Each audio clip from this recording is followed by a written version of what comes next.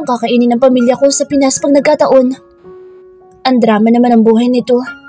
Ayaw sana niya pero mukhang sincere naman ito sa sinabi laban sa pamilya kaya tumango siya at tinusukan ulit siya ng panibagong karayom. May ini-inject din ito sa daluyan ng dextrose na gamot at ilang sandali pa ay nakaramdam siya ng pamimigat ng mga mata. Walang katapusang kadiliman na naman ang umalipin sa kanya. Nakakapagod din minsan at parang gusto na yata niyang huwag na lang din magising at tuluyan na lang siyang matulog sa kamang iyon habang buhay. Brina, wake up. I'm here. I'm sorry for doubting you. Please wake up. Sleeping for a whole 2 months is not okay. Wake up, please. Mga katagang naririnig niya pero walang lakas ang kanyang mga mata para magmulat. Ayaw niyang magising. Bakit pa, diba? Kung sakaling gigising ba siya, may mangyayari bang maganda? Hindi na ba siya gagamitin ulit para sa pansariling kagustuhan ng mga taong nasa kanyang paligid? For almost 2 years na pagkawala niya, akala niya tuluyan na maghihilom lahat ng sakit pero hindi. Walang naghilom. Mas lalo siyang nasaktan. Nagtiwala siya pero nasira ulit ng taong akala niya ay kaibigan niya sa likod ng ginawa nitong pagtulong para makabangon siya sa sakit na idinulot ng taong naging sanhi ng panibagong sakit sa puso niya. Bakit pa siya gigising, diba? Ano magiging rason niya ulit? Wag na. Mas mabuting ganoon na lang siya. Oras nagigising siya, magiging marupok ulit siya tulad ng dati. Not everything will stay. People change, and so will feelings. Learn to stand on your own, cause one day, the people you thought would never let go of you, will let go of you. Diretso nagmulat si Brina ng mga mata. Puting kisame ulit ang kanyang nabungaran. Ilang minuto siyang ganoon lang ang ginawa at walang emosyon. Tahimik ang buong silid at doon lang mag-sink in sa kanyang utak na nasa pribadong silid siya ng ospital. There's a basket of fresh flowers sa side table pero hindi iyon ang kumuha ng kanyang atensyon, kundi ang mga magagandang painting sa loob ng silid na iyon na nakasabit sa bawat dingding. Hindi na siya nag-abalang bumangon. Nanatili lang siyang nakahiga sa kama. Bumukas ang pintuan at iniluhan noon si Theon. Lumarawan ang saya sa mukha nito nang makitang gising na siya. Tom, you're awake. Hindi, patay na ako. Gusto niyang isagaw ang katagang iyon pero nanatili lang iyon sa utak niya. Malamang buhay siya. Heto nga tumihinga siya. I thought you're gonna rest in that bed forever. Saka ito tumawa. May bitbit itong basket of flowers at inilagay iyon sa side table. Kay Theon pala nanggaling ang mga bulaklak. Napatango siya sa isiping iyon at hindi pinansin ang sinabi nito. Nanginginig ang kanyang kamay na tinanggal ang oxygen na nakasabit sa kanyang ilong at nakuhang umupo kahit nangihina pa siya. Hey woman, hindi ka pa okay at kagigising mo lang mula sa sobrang napakahabang tulog. Mabilis naman siya nitong dinaluhan at marahang pinitik ang kanyang noo. Napabalik siya sa pagkakahiga at walang emosyon na tinitigan ulit ang kisame. Ilang araw ba siyang tulog at napaka-OA naman ito at teka, buhay pa palang walang hiyang ito. Akala niya natuluyan ito sa banyo ng mga lalaki. Buhay ka pa? Natawa ito sa kanyang sinabi at napakamot sa ulo. Gusto mo yata ako mamatay ah. Anyway, I'm glad you're awake. Let me call the doctor. No, agap niya. Nagkibit lang ito ng balikat at tumango. Tinungo nito ang malapit na bintana at hinawi ang kortinang tumatabing doon. Mula sa kanyang direksyon, nakita niya ang malakas na ulan sa labas. Isabay pa ang pagkidlat. May bagyo. Saad nito at nanatiling nakatingin sa labas. And it has been 11 months since you slept in that bed. Nagulat siya sa sinabi nito. Ganoon siya? Kahabang tulog? Why? A fake nurse situated a poison in your blood. Supposedly, you were dead by now, but the doctor did everything to save you from death. Humarap ito sa kanya at nagseryoso. Nakapamulsa ito at matiim siyang tinitigan. Kaya inuwi ka rito sa Pinas at dito na tuluyang nagpagaling. Naalala niya ang nurse dahil sinabi nito, sayang naman, bakit hindi siya natuluyan? But everything is okay now. Hindi siya kumibo. Tumingin siya sa kamay niyang may nakatusok na karayom. Tom, She hated it. Kating-kata siyang tanggalin iyon pero hindi pwede. Nandyan si Theon. Maya-maya tumunog ang cellphone nito. Mabilis ditong sinagot iyon at biglang nagliwanag ang mukha. Jocelyn. Agad siyang napatingin sa binata. Ang kaibigan ba niya ang nasa kabilang linya? Kumusta na kaya ang babae? Wala na rin siyang balita dito kung kumusta na ang kalagayan nito ngayon. Yeah. I'm here at the hospital. Sumulyap ito sa kanya. No, not me. Tumawa ito. It's my friend Angel Trant. Naghintay siya sa kasunod na sasabihin nito pero biglang nawala ang katawagan nito sa kabilang linya. Nagkabit naman ang balikat sa Theon at ibinalik sa bulsa ang cellphone. Masaya siya sa nalaman na okay na ang kaibigan. Siya na lang pala ang hindi. Hindi na rin nagtagal sa Theon at agad na ito nagpaalam sa kanya. Dumaan lang daw ito para kumustahin siya kung gising na ba siya. Tango lang ang sagot niya at hindi na nagsalita. Maliban sa lalaki, may bumibisita pa ba sa kanyang iba? Ipinikit niya ang mata niya nang bumukas ulit ang pintuan at nang silipin niya ito sa kabilang mata niya, nurse at doktor ito. Lihim siyang napabuntong hininga at hinintay na lamang na umalis ito pagkatapos. Ang bagal umusad ng oras at alam ni Bryna na gabi na dahil na rin sa natatanaw niya ang labas mula sa bintana. Hindi rin siya nakaramdam ng gutom at wala siyang ganang kumain. Angel! Nagulat siya sa panibagong pumasok na tauhan at nang lingunin niya ito, nakita niyang si Jocelyn ito. Lumarawan ang saya sa mukha nito at mabilis siyang sinunggaban ng yakap. Napangiti siya nang wala sa oras sa ginawa nito. Para itong tanga. Gaga, papatayin mo ba ako? Hindi. Sasakalin lang kasi kita. Lukarit ka. Kala ko namatay ka na dahil wala akong naging balita sa'yo. Samantalang sa Theon lang pala ang makakapagturo sa akin kung nasan ka. Tinampal nito ang kanyang braso dahilan para mapaaray siya.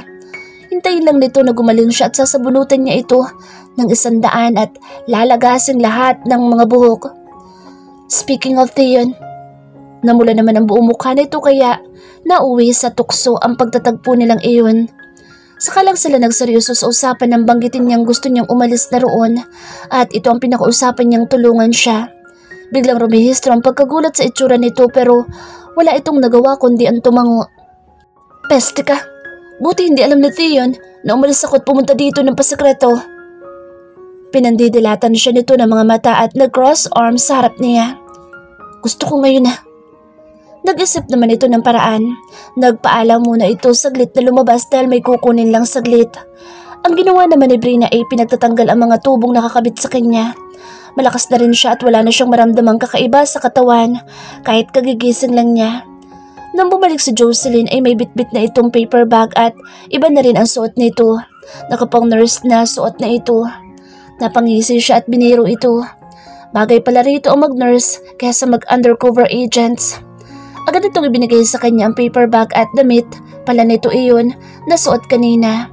Mabilis niya isunuot iyon sa harapan nito. Okay lang naman sa kanilang dalawa iyon. Nakalabas sila ng building na iyon na walang problema. Tumila na rin ang ulan na parang nahihiya sa kanyang presensya. Just like the old days, ang galing pa rin nilang magpanggap dalawa ng dalaga kaya siguro magka-partner lagi sila sa trabaho. Wala itong dalang sasakyan kaya nag-commute lang sila at hindi niya tinanong kung saan ang kanilang direksyon. Biglang tumalim ang kanyang paningin na makita ang taong ayaw niyang makita sa lahat. Si Edward.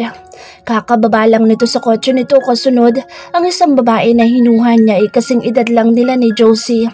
Pero hindi doon natuon ang kanyang atensyon, kundi sa building na pinasukan nito na pinanggalingan lang nila ng kaibigan. Anong ginagawa nito doon? Mabilis siyang napatingin sa pangalan ng hospital at doon lang pumasok sa utak niya na sa isang De La Riva hospital siya. Bakit hindi siya pinatay nito kung gayong nasa poder pala siya ng ospital nito? Posibleng hindi nito alam? Pero imposible ang bahaging iyon. Sumakit bigla ang kanyang ulo nang sa pilitan niyang mag-isip kung bakit. Sandali lang, Manong. Agap ni Josie sa driver nang simulan na nitong paandarin ang sakyan. Okay ka lang? Yeah, I am. At sumanyas na siya sa driver na umalis na sila sa lugar na iyon. What happened here? Bungad ni Edward sa mga nagkukumpulang nurse sa hallway. Napasigaw naman ang mga ito sa biglaang pagbungad niya. Namutla lahat ng mga itsura nito at mabilis na nagtulakan kung sinong una magsasalita. Bigla siyang kinutuban kaya mabilis siyang dumaan sa gitna ng mga ito. Agad niyang tinakbo ang pribadong silid ni Brina kung saan ito nakakonfine. Tom, not now. Hindi ito pwedeng mawala. Ang daming naglalaro sa utak niya at iniisip pa lang niya iyon ay gusto niyang pumatay. Mabilis siyang pumasok sa silid nito at doon niya napansin na nakatanggal ng lahat ng mga aparatos. Tinawagan niya ang nagmamonitor ng CCTV only to find out na burado ang footage. Damn you, Brina! Galit niyang sinuntok ang dingding ng CCTV room. Tinakasan na naman siya nito. Hindi pa ito lubusang magaling at kakatawag pa lang sa kanya ni Theon na gising na ang dalaga. Nasa business meeting siya sa Mindanao pero nagmadali talaga siyang umuwi para lang mabungaran ito mismo. Ngunit ito pala ang bubungad sa kanya. Ilang beses na ba siyang tinakasan nito? If chasing you is the only way for you to forgive me, then I'll chase you more. Galit niya saad sa sarili at binigyan pa ng isang suntok ang dingding. Mabilis tinipa ni Edward. Ngunit ito pala ang bubungad sa kanya. Ilang beses na ba siyang tinakasan nito? Ngunit ito pala ang bubungad sa kanya. Ilang beses na ba siyang tinakasan nito? If chasing you is the only way for you to forgive me, then I'll chase you more. Galit niya saad sa sarili at binigyan pa na isang suntok ang dingding. Mabilis tinipa ni Edward sa kanyang laptop ang imahe ng dalaga at ginamit mismo ang satellite images para lang i-scan ang mukha ng milyong katao sa Pinas. Hinayaan niyang si Travis ang gumawa habang hinihintay niya ang resulta. Ngunit, ito pala ang bubungad sa kanya. Ilang beses na ba siyang tinakasan nito? If chasing you is the only way for you to forgive me, then I'll chase you more. Galit niyang saad sa sarili at binigyan pa ng isang suntok ang dingding. Mabilis tinipa ni Edward sa kanyang laptop ang imahe ng dalaga at ginamit mismo ang satellite images para lang i-scan ang mukha ng milyong katao sa Pinas. Hinayaan niyang si Travis ang gumawa. Habang iniintay niya ang resulta, tumayo siya at nagtimpla ng sariling kape. Not again. Hindi siya nito matataguan. Marami siyang gustong itanong at hindi pa tapos ang laban. Agad siyang umupo sa paborito niyang upuan sa loob ng pribadong silid na iyon ng mansyon at nag-iisip. Ang daming pumapasok sa utak niya at hindi siya makapag-isip na maayos. Hinilot niya ang sentido at ipinikit ang mga mata. Tila nagbibiro naman ang utak niya dahil bumabalik ito sa nakaraan.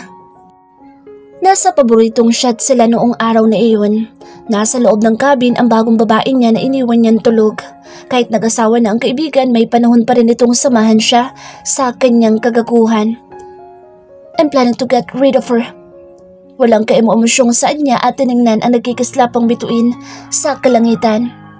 You beat my record, asshole. Pati employee ko, pinatos mong gago ka.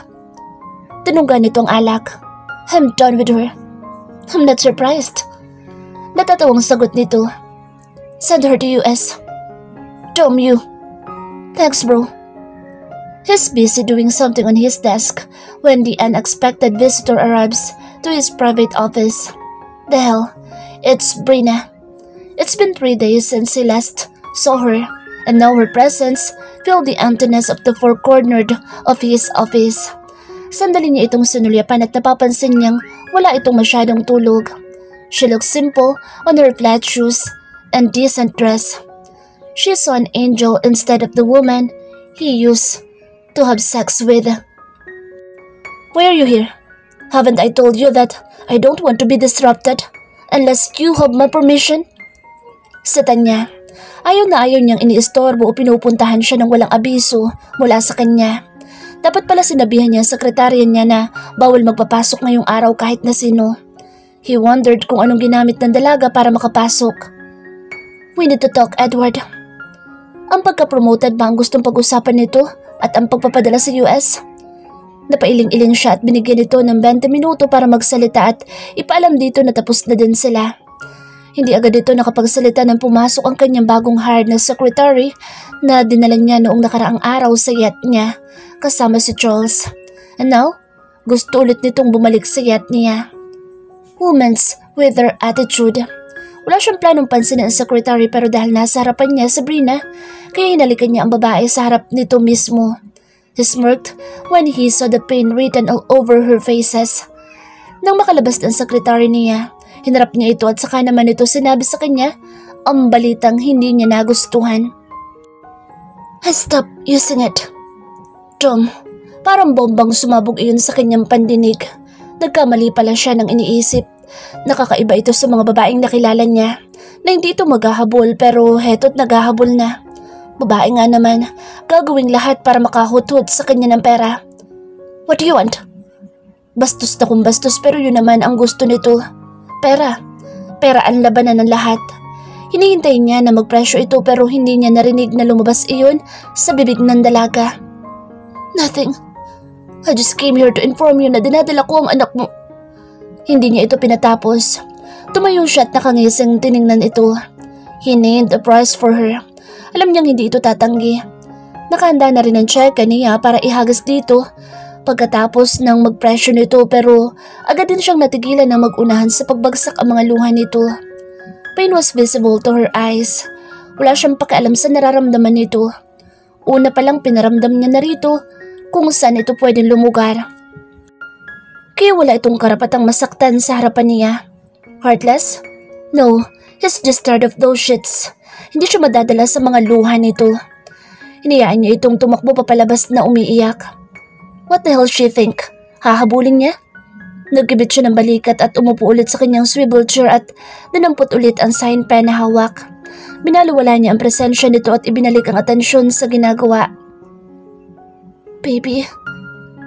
Biglang pumasok ang secretary niya. Back off! Malakas na sigaw niya. Para naman itong asong nasukol at biglang nawala sa harapan niya. Tom, wala talagang magandang maidudulot ang mga babae sa buhay niya. Swear, this would be the last time he gonna play a game. Hero. Tinignan niya ang orasan. Nawala na siya ng gana kaya tumayo siya at umalis. Gamit ang elevator pababa sa ground floor. Nakasalubong niya ang ina na umiiyak at ilang sandali babagsak na. What the hell? Mabilis niyang nilapitan ang ginang at inalo ito. Hey mom, what happened? Why you're here crying? Is dad okay? Are you okay? Agad itong yumakap sa kanya at humaguluhol sa kanyang bisig. Son, I hit a woman. She was hit by my car. She... Pinakalma niya ang ina at tinawag ang nurse na bigyan siya ng tubig. Pinaupo niya ang matanda sa mga upuang nandoon at pinilit na pakalmahin ito. Calm down. Everything will be okay. No, son. I think I killed her. And she is now in emergency room. Oh, God. Tuluyan na itong humaguluhol sa palad. Agad niyang pinainom ng tubig ang ina para kumalma ito. Ilang minuto rin ang nagdaan bago ito kumalma. Hinatid niya muna ito sa kanyang opisina sa kanya pinuntahan ang taong sinasabi nitong nabangga. Nagpumilit itong siya mismo ang tumingin sa taong nabangga nito. Kahit may mga doktor at nurse siyang nakatalaga sa mga ganoon. He request iyon ng kanyang ina kaya sinunod niya ito. Agad siya nagtanong sa mga staff niya kung saan ang taong sinugod ng kanyang ina para lang maparalisado sa kanyang kinatatayuan. Mabilis siyang tumakbo sa kinalalagyan ni Brina at hinawi ang mga staff niyang nag-asikaso dito. Shit! Napuno ng dugo ang mukha nito lalo na sa magkabilang hita ng dalaga. Napakuyom siya ng kamao at siya mismo ang nag-asikaso sa dalaga. Mahina ang pulso ng dalaga at buti hindi napuruhan ang ulo nito at baka yun ang maging sanhi ng kamatayan nito. Doc de la Riva, all of you, get out! Mabilis na nagsilabasan ang mga ito at naiwan siya mag-isa kasama ang dalagang walang malay habang nakakabit ang oxygen sa bibig nito, heart monitor at iba pang aparatus. Wala siyang maramdaman at bigla siyang naging manhid. Hindi niya maintindihan ang sarili dahil ang totoo, sari-saring emosyon ang naramdaman niya ngayon habang tinitingnan ang maamo nitong mukha. Bakas sa mga mata nitong namumugto ang sakit ng ginawa niya. Tom, it's not his fault at all. The baby's gone. Napuruan ang bandang puso nito at totoo ang sinabi nitong buntis ito. Siya ang nagpalit kaya kitang-kita niya ang matinding pagbe-bleeding nito at kitang-kita niya ang going to 3 months old fetus. Fully formed na ito at hindi niya kayang tingnan ang fetus na iyon kaya tumawag siya ng nurse para ito ang kumuha dahil pakiramdam niya ay hindi niya kayang hawakan ito. Brina loathed him. Yeah, nothing new. Ganyan naman lahat sa kanya. Ang mga naging babae niya pero bakit hindi niya nagustuhan ang parteng pati na rin ito? Kung sabagay, ito ang gusto niya. He left her for an hour dahil hinatid niya ang ina at siniguradong okay na ito. But as soon as he came back, wala na ang dalaga. She went missing. No lead. Some of the video footage of the CCTV were deleted. Kaya walang nakapagturo sa kanya kung saan ito. And that was the last time he saw her and the start of everything.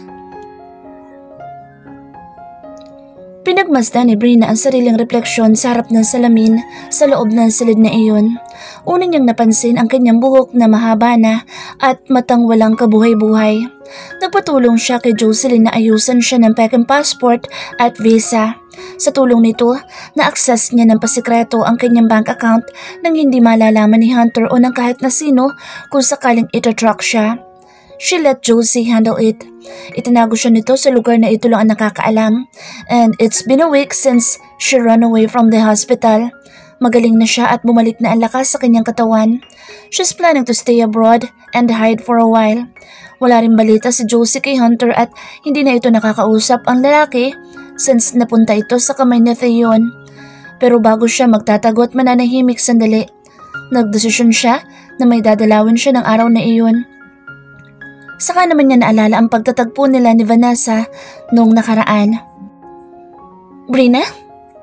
Kakalabas lang nila ni Josie sa taxi ng araw na iyon. Saka naman siya nakita nito. Kasama nito ang dalawang kambal at lumarawan ng saya niya para rito. Nag-aabang ang mga ito na masasakyan dahil wala daw si Charles na susundo. Imbis na magpanggap siyang hindi ito kilala, niyakap siya nito at ganun din siya. Ang gaan sa pakiramdam na may taong nakakaalala sa kanya. Ito na ba ang mga anak mo? Ang cute naman nila at mukhang smart sa kanilang edad. Lumuhod siya para mapantayan ang tangkad ng dalawang bata na seryosong nakatingin sa kanya. Of course, we are smart. We got daddy's brain. Sagot ng isa na kamukhang kamukha ni Charles. And we're not cute. We are handsome. Dugtong pa ng isa. Natawa naman siya pati si Josie na nakikinig ng mga sandaling iyon. Mag-usap muna tayo at magkwentuhan. Kung okay lang sa'yo, Brina. Ayaw man niya sanang paunlakan pero si Jocelyn na ang nagtulak sa kanya para makausap sila ni Vanessa. Pakiramdam niya kailangan niya mag-explain dito kahit wala naman siyang kailangan sabihin.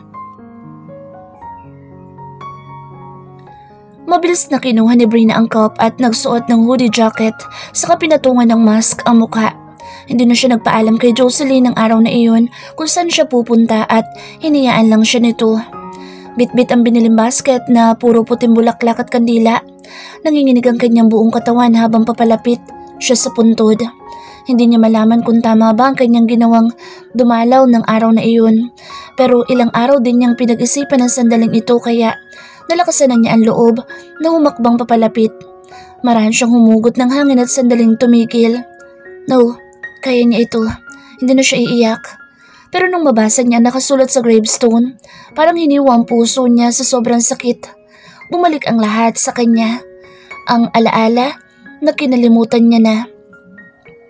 My little angel. Para siyang lantang gulay na biglang bumagsak sa harap ng puntod. Kalahating dipa ang layo.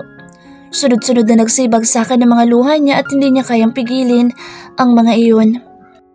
Tinanggal niya ang mask at ang sombrelong nakatabing sa kanya at halos hindi siya humihinga na nakatingin sa puntod na iyon. Ang anak niya.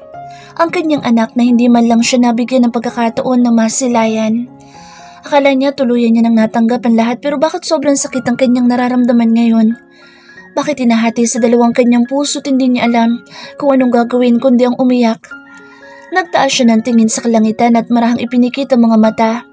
Panay pa rin ang pagbagsak ng mga luha niya. Sorry, baby.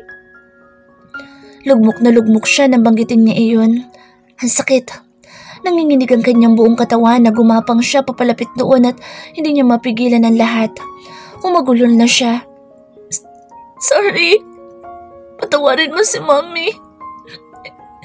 Hindi kita naprotektahan, baby. Patawarin mo ako. Wala akong kwentang ina. Naghalo ang sipon at luha niya.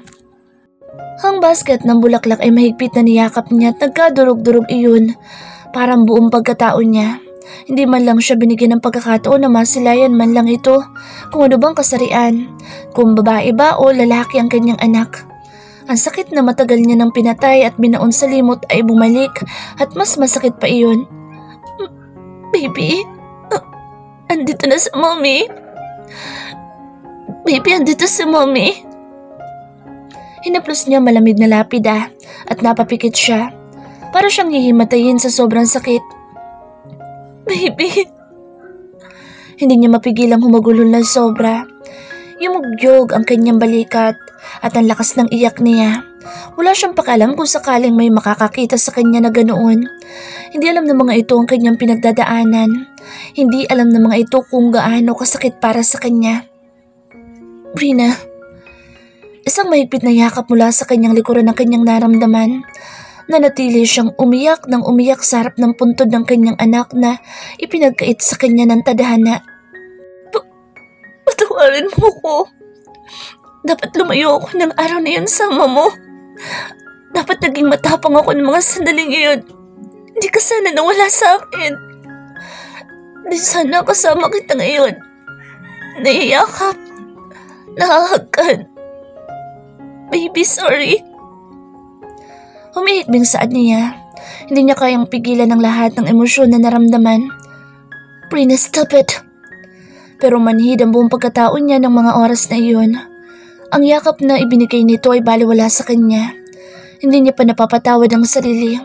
Wala siyang lakas para alamin kung sino ang taong yumakap sa kanya ngayon. Basta ang alam niya, bumalik siya sa dating Brina na matagal niya nang pinatay sa buhay niya. Walang tigil sa pagpatak ang luha mula sa kanyang mga mata at halos magwala na siya roon. Iyak lang siya ng iyak. Nakasabay pa ang panahon nang biglang kumidlat ng ilang beses at umulan ng malakas. Bakit? Pati ba naman ikaw nakikasabay din? Malakas na hiyaw niya sa kalangitan. Hindi na sakit ang kanyang nararamdaman. Puot na. Galit na nagsimulang umusbong. Galit na galit siya. Hindi lang sa sarili. Let's go home. Naramdaman niya biglang tumaas sa air ang kanyang katawan. Doon lang siya tila nahimas-masa nang makita niya ang mukhang bumuhat sa kanya. Let go of me! Isang malakas na sampal ang ibinigay niya sa pisngi ni Edward. Ang kapal na mukha mo magpakita sa harap ng puntol ng anak ko. Ang kapal na mukha mo. No, I'm taking you home with me. Hindi man lang ito nasaktan sa kanyang ginawang sampal. Mag-asawang sampal ang kanyang ibinigay rito at malakas na sinuntok ito sa dibdib para lang bitawan siya. Bitawan mo ako, demonyo ka! Bitiwan mo ako! No. Damn you, Edward! Dahil sa'yo kaya ako nagkaganito.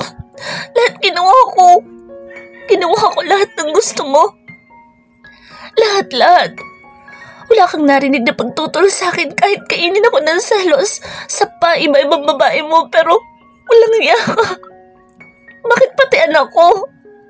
Bakit kailangan niyang mawala ng dahil lang sa'yo, ha? Bakit, Edward? Bakit napakasama mo? Nabitawan siya nito. Nasapon nito ang pangansanuntok niya. Malakas ang ulan pero wala siyang pakiroon. Kinain na siya ng emosyon niya at galit na siya. I'm sorry. Sumabay ang kidlat pero dinig na dinig ni Brina ang katagang iyon na binanggit ni Edward sa harapan niya. What? Sorry? Patawad ko nasaktan kita ng sobra. Patawad kong nandahil sa akin na wala ang anak natin. Tumigil ka! Malakas na sigaw niya at tinakpan ng tenga. Basang-basa sila sa ulan pero ang mga luha niya ay walang awat sa pagpatak. Ayoko nang makita pa pagmumukha mo. Much better kung mamatay ka na't mabulok sa impyerno. Huwag mo na akong pastin pa kahit kailan. No, Brina, pakinig ka.